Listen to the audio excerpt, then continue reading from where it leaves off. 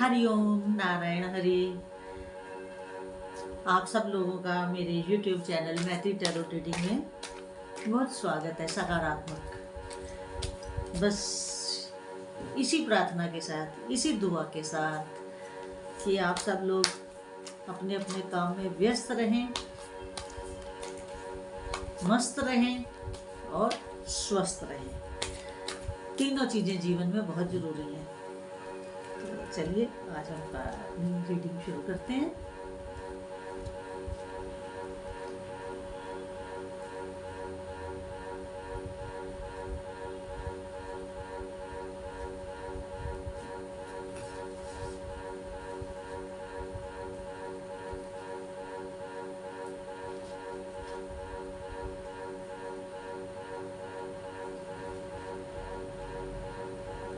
Cards मैंने निकाले हैं। अब हम आज की रीडिंग शुरू करते हैं। पहला कार्ड ये बता रहा है कि आप अगर किसी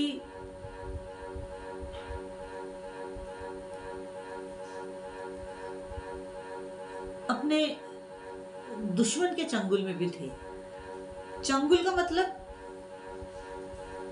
परेशान कर रहा था, या आपको ये समझ में नहीं आ रही थी कि ये मेरा दुश्मन है या ये मेरा मित्र है। तो आपको समझ नहीं आ रही थी और दूसरे लोग समझ रहे थे, तो आपकी इमेज के ऊपर फर्क पड़ रहा था। इस तरह का पहला ही कार्ड आया है। लेकिन आप जब समझे हैं स्थिति को जब आप समझे हैं, तो अब आप कहते हैं क्या करेंगे। अब आप ग्रेसफुली, डिप्लोमेटिकली अपने आप को उन परिस्थितियों से सेपरेट करेंगे, अलग करेंगे। चाहे आपको उसमें अपने आप को टोटली अलोन एंड अलूफ क्यों ना करना पड़े।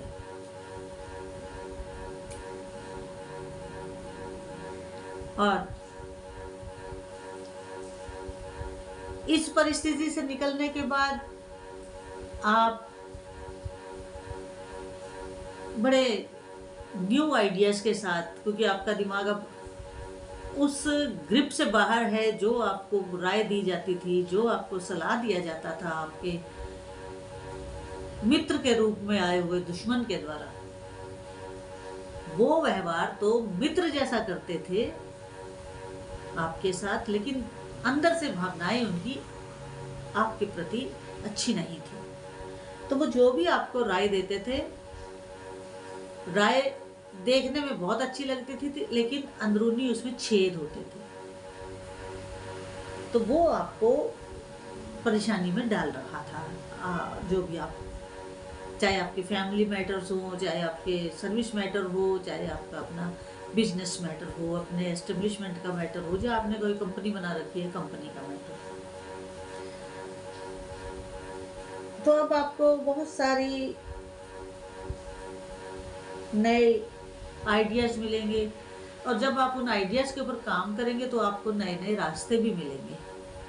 तो उन आइडियाज के ऊपर काम करते हुए जब आपको नए नए रास्ते मिलेंगे, तो आप अपने आप को बहुत ग्रेसफुली, बहुत रिस्पेक्टफुली अपने आप को एक अच्छी पोजीशन में पाएंगे।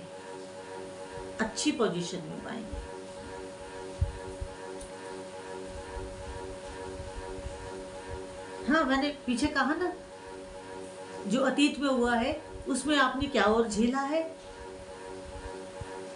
उसमें आपने हर मसले पे डिफीट झेल लिए। आपको कहीं सक्सेस मिल ही नहीं रहा था, लेकिन अब आप उस स्थिति से बाहर आ चुके हैं। वो बात भी मैंने बताई। लेकिन अगला कार्ड फिर ये इंडिकेट कर रहा है कि आपने क्या क्या झेला।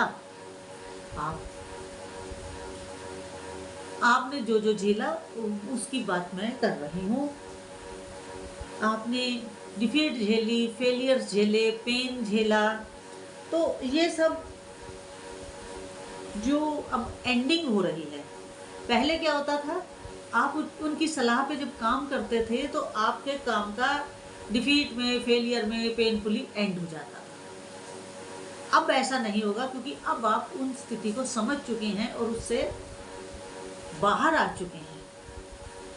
तो बाहर भी आ गए, समझ भी गए, अपने आप को अंदरूनी तौर से अलग भी कर लिया। लेकिन उनके उनके साथ दोस्तीवत जो व्यवहार है ना, वो मत छोड़िएगा, क्योंकि नहीं तो वो और ज़्यादा दुश्मन हो जाएंगे। ठीक है ना? तो हाय हेलो उनके साथ जरूर रखिएगा। वो कोई सलाह दें तो उसे सुनिएगा, पर अब मानेंगे तो नहीं ना। अब मानेंगे तो नहीं, क्योंकि इतना झेल लिया तो अब काहे मानेंगे उनकी बात को। इसके बाद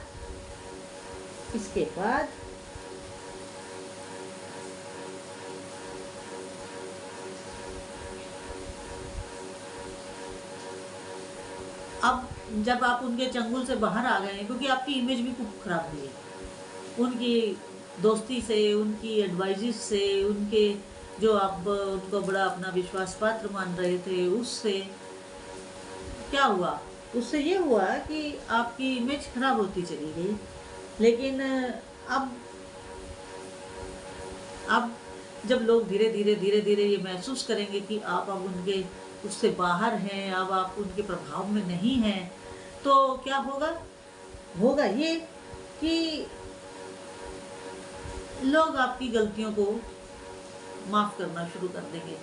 जो भी आपने अतीत में गलतियां की हैं, उनकी लोग भी भूलना शुरू हो जाएंगे कि चलो या हो जाता है, जिंदगी है, हो जाता है, लाइफ का सफ़र है, हो जाता है। तो अब आपको आपकी उन गलतियों को लोग फॉरगिव करना शुरू कर देंगे। आप भी उनकी गलतियों को फॉरगिव करिए, क्योंकि आप भी अपने उस मित्रवत दोस्त की सलाह में आपने भी कुछ गलत, या मैं कहूँ कि मिसबिहेव्स किए हैं, जिससे आपने भी उनको पीड़ा पहुंचाई है। तो आपने जो गलती की, आप भी उसकी माफ़ी मांगते हुए उनके द्वारा की हुई गलतियों को भी फॉरगिव करिएगा। जब वो आपकी गलतियों को फॉरगिव करेंगे तो आपको भी करना होगा। समझे?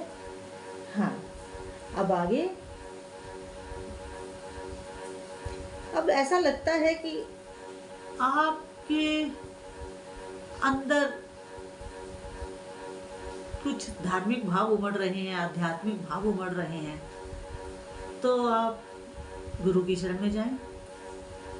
क्योंकि देखिए, इस संसार में, इस मृत्यु लोक में गुरु से बड़ा कुछ भी नहीं है। देखिए, मैं आपको एक बात बताऊं, आपको अगर आप मान लीजिए आपको किसी ने कोई मंत्र दे दिया और वो मंत्र आपने वो करना शुरू कर दिया, तो आप ये मान के चलें कि कलयुग में मंत्रों को कील दिया गया है। मतलब किसी ने आपको कोई मंत्र दे दिया और आप करने लगे, बेअसर है, क्योंकि मंत्र 4 प्रकार के होते हैं, वो बात का एक विषय है। लेकिन अब मंत्र कौन सा करना चाहिए, इसका भी बहुत बड़ा विधान है, हर व्यक्ति के लिए अलग है। मंत्र वो करना चाहिए जो आपको किसी एनलाइटेड सोल के द्वारा दिया गया हो। मंत्र वो करना चाहिए जो किसी एनलाइटेड सोल के द्वारा दिया गया हो। मेरे इन शब्दों को बहुत गौर से सुनिए, मैं तीसरी बार बोल रही हूँ। मंत्र वो करना चाहिए जो किसी एनलाइटेड सोल के द्वारा दिया गया हो, और उस एनलाइटेड सोल के द्वारा वो मंत्र जागृत किया गया हो। जब वो मंत्र आपको मिलता है, आप उसको करते हैं, तभी आपकी तपस्या फलित होती है। अदरवाइज किताबों में बहुत मंत्र हैं, आप उठाएं और उनका फलश्रुति पढ़ के आप ये सोचें कि अरे इस मंत्र की तो फलश्रुति ये है, ये तो मेरे से बड़ी मेल खाती है, मैं इसको कर लेता हूँ। नहीं, वो काम नहीं करेगा। कलयुग में सारे मंत्र कील दिए गए हैं। इसीलिए दुर्गा सप्तशती में जब हम पाठ शुरू करने से पहले कावा चरगला करते हैं, तो साथ में कीलक स्तोत्र है उसे भी करते हैं, ताकि जितने मंत्र कील किए गए हैं, कीलक हुए हुए हैं, उनका सबको जो कीला गया है उसको हटाया जाए। उसके ऊपर जो रोक लगाई गई है वो कि ये फलित ना हो, उसको हटाने के लिए ही कीलक किया जाता है। समझे? गहरी बात बताई मैंने आज, बहुत गहरी बात है। अगर आपकी समझ में आई हो तो इसको बड़े ध्यान से देखिएगा, क्योंकि ये बड़ी इम्पोर्टेंट लाइफ का पार्ट है। तो मंत्र वो करिए जो आपके गुरु के द्वारा दिया गया हो, इनलाइटेड सोल के द्वारा दिया गया हो, क्योंकि आपके रिलीजियस बिलीव्स बढ़ने वाली हैं। मैंने कहा ना, आपके रिलीजियस बिलीव्स बढ़ने वाले हैं, धार्मिक विश्वास आपका बढ़ने वाला है। आपको समझ आ जाएगा कि धर्म क्या है, और धर्म के ऊपर चलने वाले व्यक्ति को, जो अपने धर्म की रक्षा करता है, धर्म उसकी रक्षा करता है। समझे? बहुत बड़ी बात है ये। पहले जो आप एक बड़ा डल सा आउटलुक रखते थे हर चीज के लिए, अब वो आपका डल सा आउटलुक जो है वो भी बदलेगा, और आप एक शार्प ब्राइट आउटलुक रखेंगे। पेशेंस भी आपको रखनी होगी। इसके अलावा आपका हार्ड वर्क तो आप काम करेगा ही, क्योंकि अभी तक जो आपने काम किया है ना, वो थोड़ा सा आपके नेगेटिव्स में चला गया है। तो अब आप जो हार्ड वर्क करेंगे वो आपकी सक्सेस की तरफ जाएगा। पहले वाला हार्ड वर्क आपकी फेलियर की तरफ गया था, क्योंकि सलाह गलत थी। अब जब आप अपने आप को इतना इम्प्रूव कर लिए हैं, तो एक काम और करिएगा, अपने परिवार को पूरा समय दीजिएगा। उनके साथ सुबह का नाश्ता और रात का खाना जरूर खाइएगा, जरूर उनको समय दीजिएगा, उनको घुमाने भी लेके जाइएगा, उनके साथ एंजॉय करिएगा अपनी फैमिली के साथ, क्योंकि अपनी उस दोस्त के चक्कर में आपने अपने परिवार को भी नहीं देखा है। अब आप अपनी फैमिली को पूरा ध्यान दीजिए, अपनी फैमिली का, उनके साथ भोजन करिए, उनके साथ विजिट्स करिए, उनके साथ घूमने जाइए, उनके साथ, क्योंकि परिवार के साथ आपको समय बिताना बेहद जरूरी है। क्योंकि जो आपने झेला है उससे ज्यादा आपकी फैमिली ने झेला है आपके कारनामों को। तो कारनामे जो आपने किए हैं उसको फैमिली ने झेला है, इसलिए अपने उन कारनामों के लिए परिवार से भी माफी वाले भाव में ही रहिएगा।